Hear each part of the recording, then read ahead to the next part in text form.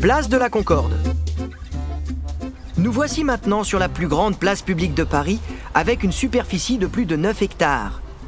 C'était un lieu important pendant la Révolution de 1789, accueillant en effet un certain nombre d'exécutions célèbres, dont celle de Louis XVI et de sa famille. Au fil de notre histoire, elle a subi quelques changements de nom. Place Louis XVI, ou encore Place Louis XV, ou bien Place de la Révolution. Mais depuis 1830, elle tient son appellation définitive de Place de la Concorde, en signe de réconciliation après le tumulte de la Révolution et de la Restauration.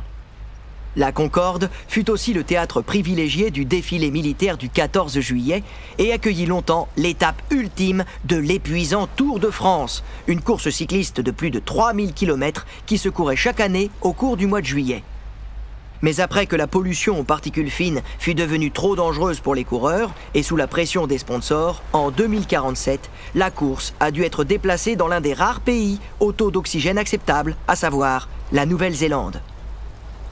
Délocalisé, le Tour des Kiwis eut d'emblée un énorme succès, attirant des milliards de revenus grâce à l'afflux de touristes chinois et aux droits de retransmission. Le seul événement sportif en extérieur resté en France est la fameuse Coupe du Monde de pétanque. Celle-ci est d'autant plus appréciée des Français qu'on y autorise la cigarette et l'absorption d'alcool, aussi bien pour les joueurs que pour les spectateurs, qui sont d'ailleurs bien souvent très difficiles à distinguer.